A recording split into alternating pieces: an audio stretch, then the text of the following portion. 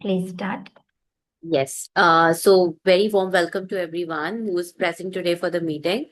And thank you everyone to give so much of time today in the morning towards this beautiful session, which is on Cambridge, understanding much more deeper into IGCSE, specifically focusing on IGCSE curriculum for two most important subjects that we feel, that is business and economics. My name is Ms. Disha, and I come with a background of Cambridge for 9 years now. And past 1 year, I've been appointed as Cambridge Examiner for Business for IGCSE as well as the A levels. And I also work as Zenotes editor with Zenotes. So yes, I would love to take up a little chance to make you understand what exactly the curriculum is, what are the major misconceptions about the curriculum, and where are the students actually losing marks. So if I believe the teachers are coming for the very first time or teachers are already into the curriculum, they'll be able to easily resonate with me and understand that yes, these are the areas in which we need to work up.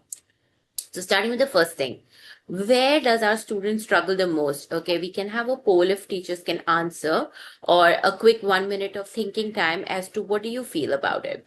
So why and in what areas is our students struggling, especially in IGCSE BE, that is business and economics? First, is there a lot of rote learning? I do not disagree, because in initial period of time where we are, into a different curriculum, which is ICSE or CBSE, where the curriculum is fantastic, but there are certain areas in which rote learning is required. I believe as the students move to IGCSE, they lose out on the first most important thing, that they do not have to rote learn things except for understanding the keywords and understanding the command terminologies used in the question. Second, exam technique. We will be seeing this a little deeper as we move further. That there are some weak exam techniques that are followed, which is lack of clarity about our four most important assessment objectives, or lack of understanding about in which question do we need to use which assessment objective. So we will be seeing that. Evaluation skills. At period of time, sometimes our teachers are also not taking regular CPDs, that is continuous professional development. Someone has joined in. Yeah. Hi, good morning to everyone who's just joined in right now. So yes, basically, as I was just discussing, that there are poor evaluation skills as well, where our teachers also at times are failing to understand in which area do we require most part to be definitely being given more weightage. That is definitely seeing the mark scheme and examiner's report, which I believe is very, very important for all of us as Cambridge teachers. And yes, most importantly, considering that papers are for a time slot, I'm giving a rough time for business being 1.5 hours and for economics being 2 hours 15 minutes, it still has some time management issues. So yes, I believe some of the most important challenges that I felt in my journey for Cambridge was these four of them. In fact, if I have to poll them and see which is the biggest challenge, I feel all of them have equal standing today, where somewhere or the other, some of our students are lacking in application, some of them are lacking with no proper exam technique as to where to use which assessment objective. Some of us are lacking with not understanding how to evaluate a particular question if the answers do not match with some words given in the mark scheme, and definitely the time management concern. So pillars, exactly. Now, where and in what case does the academic success of our students belong? So if I have to just say, I believe that there are three most important pillars. Starting with the first one being, if I would make everyone agree to this, although we do not support rote learning, we definitely support conceptual clarity. So I think the first area in which a student can look forward for their own academic success is by having very clear understanding about different concepts that we keep using now and then.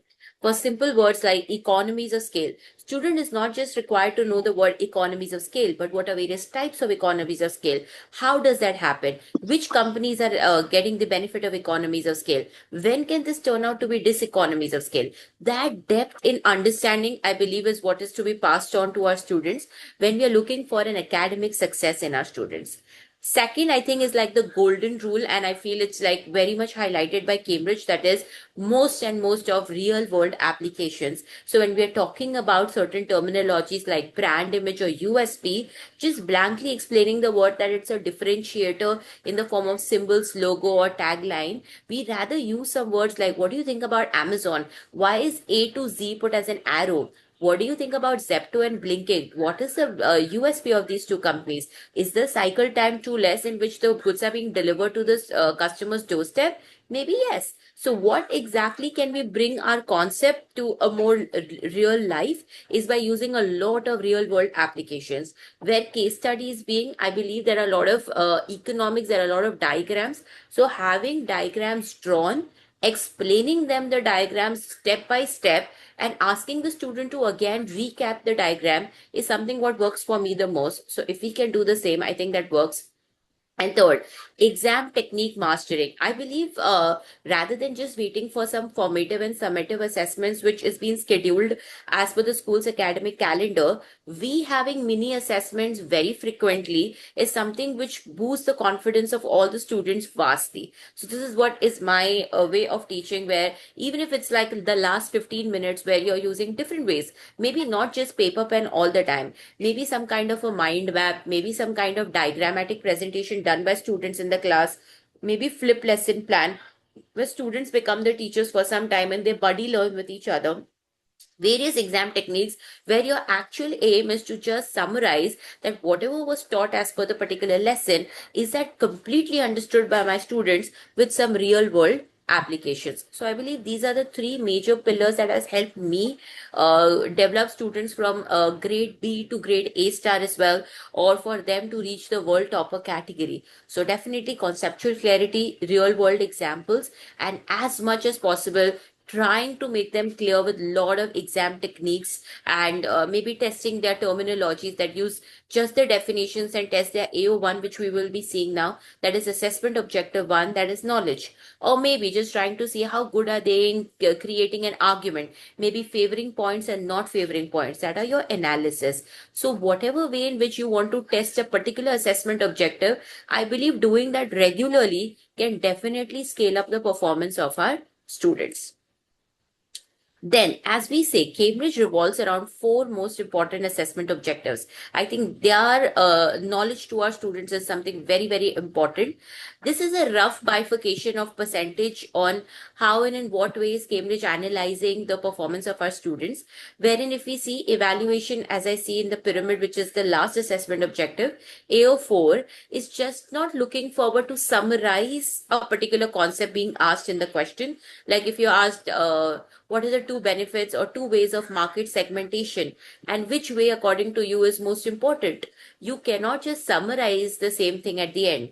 You need to support one way of segmenting the market, but with an edging conclusion. So evaluation literally means to draw some wow factor, or to, if I have to come back to economics, to give your argument favoring something on a dependent factor. So you are favoring indirect taxes over subsidies today due to this reason, or maybe in short run, but situations can definitely change over long run.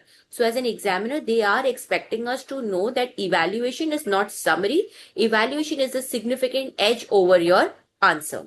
Analysis, I think this plays the most important role, where I teach my students you giving some benefits and giving some disadvantages to a particular question that is being asked for. So if you are saying that segmentation by age is a beneficial thing, but why is it not beneficial thing? Because of demographic pattern, because of changing situations in the market, because of growing migration rates, because of growing birth rate or death rate in the economy, anything or everything which is given in the question, which can help you give point favoring, but a however with not favoring as well.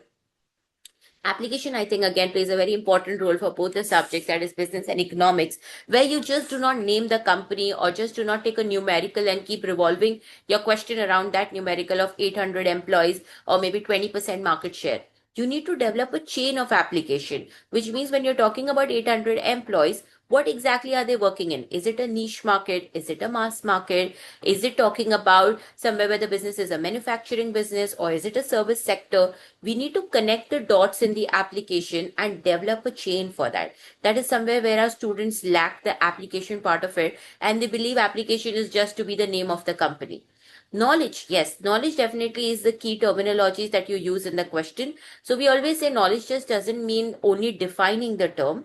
Knowledge actually means using the terminologies from the textbook, like as we say, the reference material of Cambridge. So rather than using more control, prefer using the word market share. Rather than using the word that company has a distinguishing image, use the word brand image. Rather than using that they're better than competitors, use competitive advantage. So knowledge, what I stress majorly upon is using the keywords rather than just putting up simple languages, which I believe is considered to be not so appreciative by Cambridge.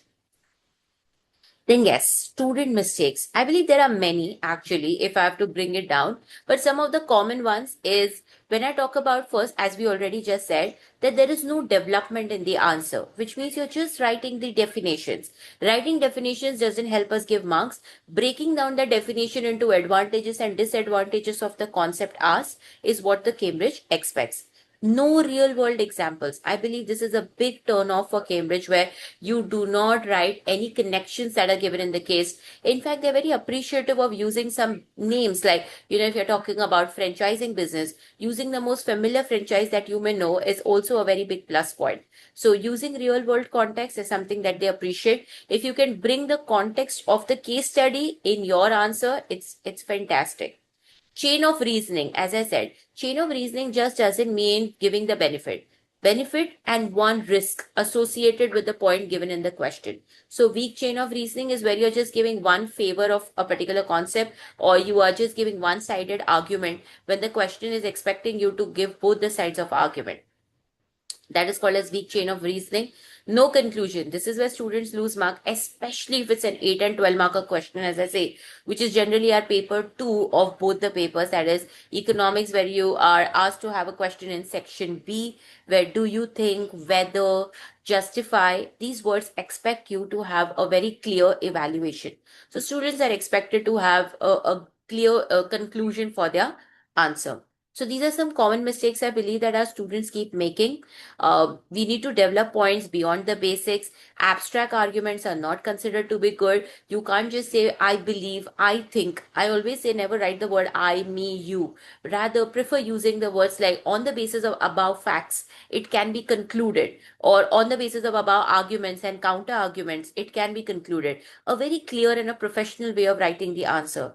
Logical jumps that don't flow well. That's what I just say. Start with something and end with something is not clear. Developing a chain is very, very, very important. And questions that end without any final judgment is something what is not positive as per our assessment objectives. So what are the strategies? I could bring out some five very common strategies that I keep doing a lot in my class, and I feel if that could be very much helpful for all of you. Starting with the first strategy, which I say is strategy number one, which we use very familiarly, that is teach through real world context. As much as possible, my dear friends, wherever possible, try connecting the words with real world situations. Like I just mentioned, like using, instead of saying about a company's distribution channel, pick up a distribution channel of Amazon as a company and say how and in what way can it cater to so many people throughout the world. Or when we are talking about concepts like inflation, which is a very heavy concept of economics, so rather just mentioning, a generic increase in price of goods and services, how and in what way is inflation taking place in India, and having a good discussion over a particular topic. Like I could just think about right now, as the situation is persisting in the market, how petrol prices are rising and why are they rising. Are they connected only to our economy, or is it some scenario of global economy? So thinking about those facts can make your concept and your class very, very engaging. Some other examples as I could just think about is Zepto, Blinkit, as many as you keep seeing around, because I believe there are so many businesses that we can talk about so extensively, and with growing time we are able to get so much of information over, like very handy. If you want to just search about it on Google or maybe on YouTube, you get so much of information. So I believe giving one wow factor at the end of your class or within the ongoing class can really make students look forward to have another class with you, and again, very engaging. Technique number two, which I feel is, I think, familiar with some of the teachers if they have been using Cambridge for quite a while, and we use this as our base technique, which is the peel strategy. Generally, when an answer goes beyond 4 marks, it is very, very, very much supported that we follow peel strategy. Peel refers to what? Give a point, give an evidence supporting that point. Example, I've taken the word price and how that price may reduce demand.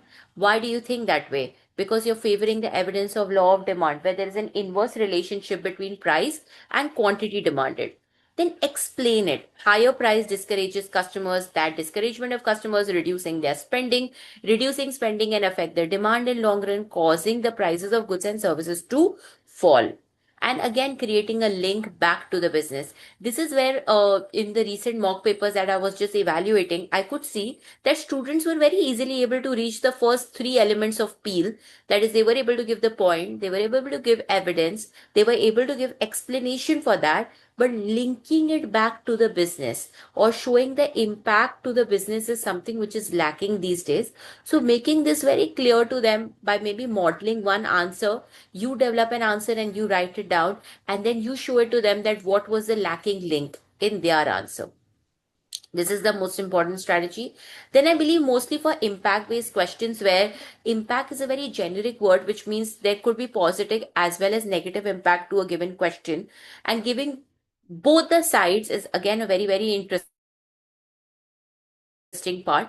So we say, okay, wherever the word impact is used, prefer using the strategy PEE plus impact. That is again a similar point, that is point, explain, and evidence, but directly linking it to the business would cause somewhere where you're not showing the impact. What is the real world impact that is happening? For example, if I say interest rates are rising, that is our monetary policy under economics.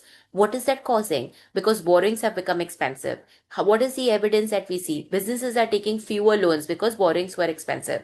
And how has that caused an impact to our economy in long run? It is definitely impacting where the investment is falling, GDP is falling, there is lower value of output generated. Lower value of output can lead to a lower, slower economic growth. So somewhere PEE plus impact strategy also works a very, very successful way, where especially the question has the word impact. I love this strategy, which I personally feel that these are some keywords also which can be used whenever you're framing an answer.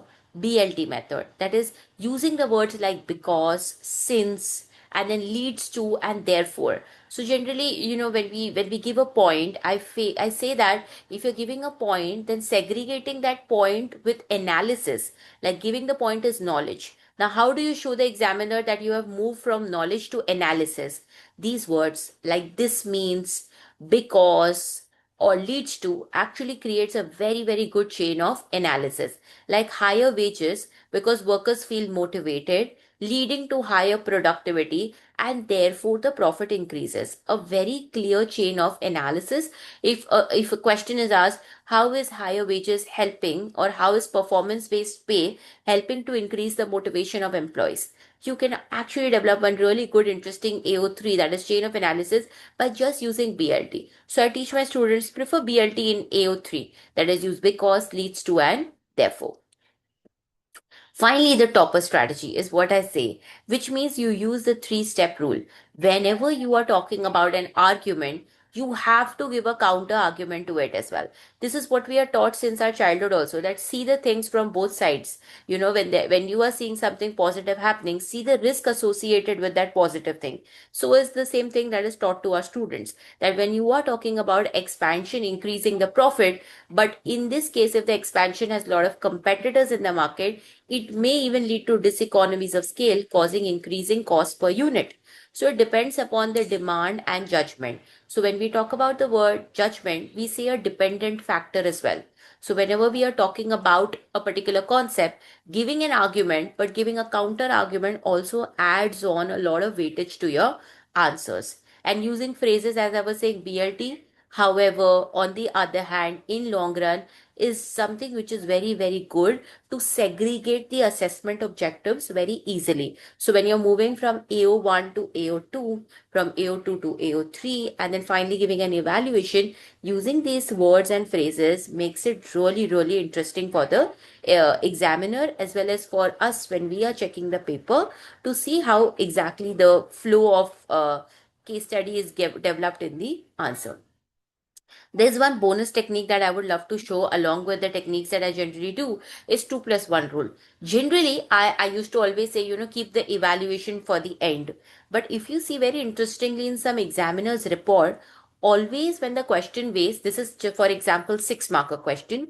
Whenever we have a 6 marker question, teachers, we prefer giving them, two chain of reasoning and a very strong two chains of reasoning. But I always say that once you develop a chain of reasoning, give a mini evaluation rather than directly reaching out to evaluation at the end of your conclusion or recommendation part.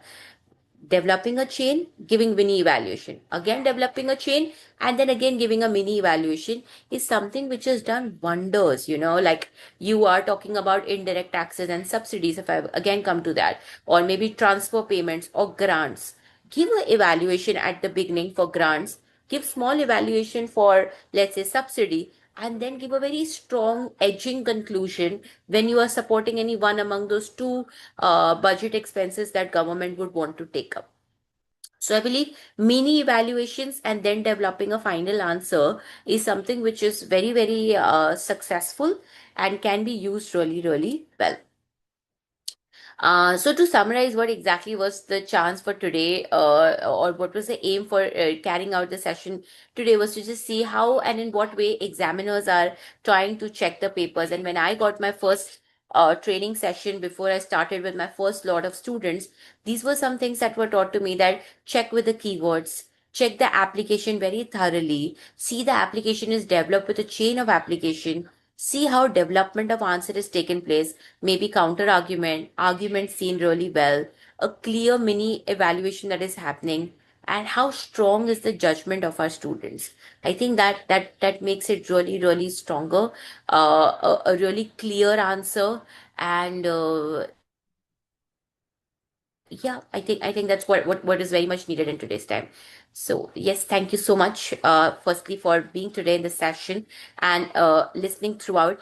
And I would love if any of us would have any questions, any points that you would love to ask me. I'll be very happy to help. Yeah, before we stop for the session today. Thank you, Ms. Disha. Can you stop sharing your screen so that the participants can have a better view of you, please? Thank you so much. We have 5 participants, and any participant who would like to ask any question to Ms. Disha can unmute themselves and ask the questions, please. Any questions from anyone? Yeah, hello, good afternoon. Amrita this side.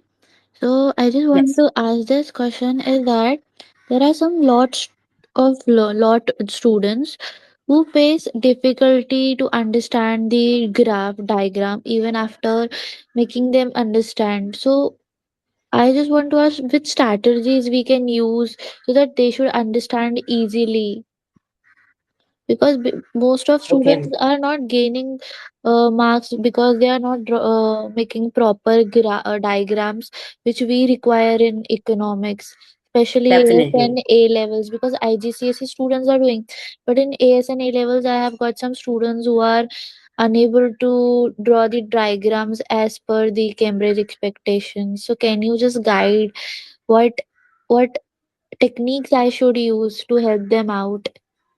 Definitely. So yes, thank you, Ms. Amrita. And I agree to you completely with regard to diagrams. So there are two ways I prefer doing diagrams. The first way, what always helps me out to do the diagrams is first seeing whether the question is expecting you to draw it from the perspective of a consumer or from the perspective of producer. So when you talk, generally you are talking about demand and supply diagrams, if I have to say so. For example, when we are trying to say, for example, how is consumer borrowings affecting the demand for goods and services? Now there is a very clear word like consumer borrowings. consumers. So consumers borrowing affecting demand for goods and services. That means consumers are borrowing a lot. If consumers are intending not to borrow a lot, there is a lower disposable income. A lower disposable income in their hand leads to lower demand, especially seeing what kind of goods are they talking about. Are they talking about luxury? Are they talking about necessities? In that scenario, you draw a shift of the curve specifically for the demand curve because you're trying to see it's a non-price factor. Again, if I have to break it down, firstly, when I start the diagram part, I teach them and I take a lot of time to teach them the concepts of movement along the demand curve and shift of demand curve, because that's where I feel they make mistakes. That is where movement is because of price itself and shift of demand curve is because of various non-price factors. So we can always give good amount of time as Amrita to explain them this part, that how and in what way is the shift happening. And to know how the shift is happening, they have to be very clear with reading the question and interpreting whose part are we reading it for. Are we reading it from producer's perspective? Are we reading it from consumer's perspective? If the question is expecting us to develop our answer as per consumer's perspective, we are shifting only the demand curve. If it is causing some lack of sales or lack of consumer support, producer support, then it is a shift in supplier curve. So first, understanding and interpreting the question really, really well is like the best thing for them to know the diagrams well. Second, regular practice, as I was just saying, mini assessments, rather than waiting for our formatives and summatives to take place. I believe taking a lot of mini assessments, especially for economics, I've created a booklet where every past paper question, it took good amount of time, but with every past paper question, whatever is a diagram related question to that past paper, I've put in that booklet. Then within the given frame of 40 minutes or 45 minutes, because our session goes for 60 minutes. So a complete speaking of 60 minutes can make it very difficult for us and the student to continue. What we do is we do 35 minutes, then we take 10-15 minutes investing only on diagrams, come back, revise, and then close the session. So, somewhere where your lesson planning can incorporate diagram practice regularly, where not just diagrams. One more technique what we do is we draw a diagram in the class and we ask the student to explain us. Like if suppose if I'm drawing a point inside the PPC, what do you think it is? It's spare capacity, it's underutilization of resources, it's somewhere where there could be some climatic conditions. Is this a shift happening? Is this a movement inside the curve happening? These should be very clear with these terminologies, Ms. Amrita. And I think that's going to do wonders for you. So a little slow and steady, developing them very well in grade 9 if they are IG students, and developing them really well if they are in AS is going to help them very much when they go for A levels and grade 10 IG. Because at that period in time, they will be able to do a lot of past paper questions where diagrams play a very key role. In fact, doing more multiple choice questions which has diagrams can also help you a lot, because Cambridge has so many past papers where if you would want to use best exam help or Papa Cambridge, or just putting out subject code of 0455 paper 1 2, you'll get series of papers where so many diagrams are related questions are given. Just keep making a short booklet from your side whenever you get some spare time, and keep utilizing it as mini assessments in between your class sessions. I think that can help you. Okay, ma'am. Thank you so much. Most welcome. Any other questions from Miss Aishwarya Gandhi? Yes, ma'am. This is Chendi. Good Sorry. afternoon, everyone. Yes. And Very good afternoon. I'm talking about IGCSE business paper 0264 code. Okay. Okay. According to the new syllabus, paper Mhm. 2, there is no general question I have seen. As per the specimen paper, all are application based questions only. Right. Okay. And there is some skills also here and there, little changes are there according to new pattern, right? So this batch means current grade 10 is the first batch is going to write this exam. So we don't have Correct. any, papers related to new pattern. We had already, previous papers. So, according to new pattern, can I get any new, that papers to give to the students, or else we have to make Actually, it, but yeah. No, so I would like to say that there are specimen papers, ma'am. You can just visit the Cambridge Support Hub, and if the school could give you an access, every school has its own access to Cambridge Support Hub. There are four specimen papers of Cambridge which has already come in for 0 to 6 4 component. So you can surely, I would have loved to share the link, but the link will be accessible only when you have your user ID and password of Cambridge. Ma'am, my question is, I know the pattern. Actually, I have access also, right? I have gone through that, specimen papers also. So Okay. I would like to see more papers like that. Is there any Uh, chance to get it? No, no, No, no, right? ma'am. No, no, No, no. no. That's the Yeah. only one which is still visible. Yes. Actually, paper one also they changed. Actually, 6 mark 8 questions marker. they reduced. 8 is there. Same 8 is papers come will up. not give for practice. So if it is there any chance, any website will get the new updates. That's why.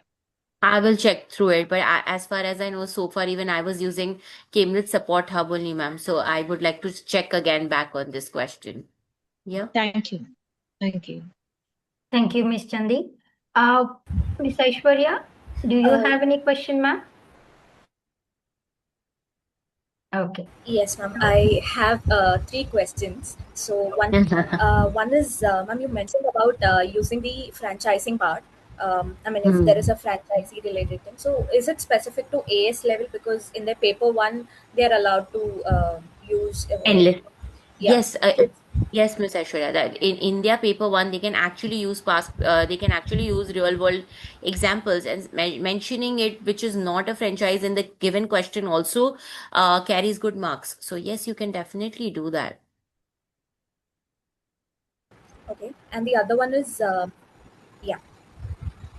And the other question is for their 8 and 12 markers when it comes to AS level. So, how many Hmm. P paragraphs are expected in 8 marker and how many in 12? So what do we do? The best way is you always prepare them saying starting with six. Okay, if we say 6 marker, for example, not from AS perspective, 6 marker requires three peels. Okay, how we say that is 3 point explanation, evidence, and linkage with the case. When it goes to 8, go with 4 peels. When it goes to 12, 4 peels and one clear evaluation. So because every 12 marker would have a recommendation based question in it. So, depending upon the weightage of the question, you develop the answer with multiple points. So, even if it's a 12 marker question, for example, I should be able to see 3 paragraphs, and in those 3 paragraphs, I should be able to see 3 chains properly developed with a clear application put into it, and then mini evaluations. That works really well, Ashwarya ma'am, that you give them this point that when you're talking about one para, end it up by giving a little mini evaluation about it. Then next para talking about second point that you are supportive or not supportive of, and give a mini evaluation, rather than jumping into, of course evaluation does have 20% of weightage in that question, but just jumping up into overall or on the basis of above facts I can conclude it, giving some mini points in just between the answer actually gives a lot of clarity to the examiner about what are you really supporting or what are you not supporting till they reach the end. So at least 3 paragraph with 4 peels is what I suggest for 12 markers. 3 paragraph with 3 peels for 8 markers, 2 para with 2 peels for 6 marker, and at least 1 peel that is for a 4 marker. So this is the way we can explain them. As you move with the weightage, one extra point explain evidence and linkage should grow. Yeah. Yes, ma'am. And the last question is with regards to A level economics. Okay. In their 20 marker question, how many relative diagrams are they expected to? Minimum or maximum of relative diagrams can they put forward? Okay, so ideally, if it is a 20 marker question, honestly speaking, I tell them firstly, diagram is compulsory. Don't take it into hand that diagrams should not be drawn for a 20 marker question. But then again, it depends on the question, my dear. So if you say that, like a question, how basically we do is start with an introduction by defining what is given in the question, like mention about the economic context that is given in the question, like maybe the period of high inflation or maybe an argument that is given in the question, then you start developing step number 2, analysis. Analysis points as to how and why. This is what I always say when you talk about your diagrams also, you will always try to say, why do you feel this diagram is particularly related to this context? Why do you say that there's a shift in AD curve from 81 to 82? Or why do you think that the situation of market failure has taken place? So why and how actually does wonders in your paragraph. So the next 3 paragraphs should be invested only with talking about why and how. Then application. Again, seeing the case context, what is happening? Is it some discussion given about UK economy? Is it some kind of appendix attached to it? Is it some scenario that is given in the question? Again, developing a clear, with that will definitely help. Again, what I feel many a times is works like a really good trick in 20 marker question is giving them some assumptions, like whenever we do it, because our economics is completely based on ceteris paribus, whichever point are we talking about? Like, let's say, we say about, if I have to say, inflation is expected to rise in long run. Okay, why? Because growing consumer expectations of rise in prices, or maybe because of scarcity of resources, maybe it's a non-renewable resource, something what you see in the question, okay, that can relate to your assumption pattern. So prefer telling them to put some assumptions as a dependent factor, okay, before you draw your evaluation part to it. Because when you go talk about 20 marker, the structure is, as I said, intro, then application, okay, chain of analysis with why and how kind of context, okay. Your evaluation and your judgment are two different words, Aishwarya ma'am, in this. Evaluation is basically the however part, okay? Like, however you feel disadvantage to it, that is a counter argument to that question. Or maybe, as I was just mentioning about the time lags, maybe short run, long run kind of context, okay? And then the last and the most important factor here is conclusion. So conclusion is your final judgment. You just don't summarize, you literally give a conclusion based on one dependent factor. Like, uh, maybe if I'm just taking a random thing in my mind, that let's say government supply side policy, which is majorly aiming towards government spendings for education or labor market reforms, or government's spending is dependent upon training the employees. So it depends upon the ability of government to fund, as well as the current account situation. Is it a surplus? Is it a deficit? So currently the government funding is dependent upon the current account balances of the government. This is where your evaluation comes as a very strong judgment. So your 20 marker, your diagram definitely is a key role, but diagram has to be with a how and why. So you have to give why you feel this diagram is interpreting the given situation, and what are the possible conclusions that you're drawing with that diagram. Yes, ma'am. That's what I think it summarizes. Anything else, Ms. Aishwarya? Because of the time constraint, I need to end the session, ma'am. Ms. Disha, wonderful Yes. sharing of Thank you, knowledge sir. on our platform. I personally enjoyed, and I also thank the participants for asking the questions and taking part in this session.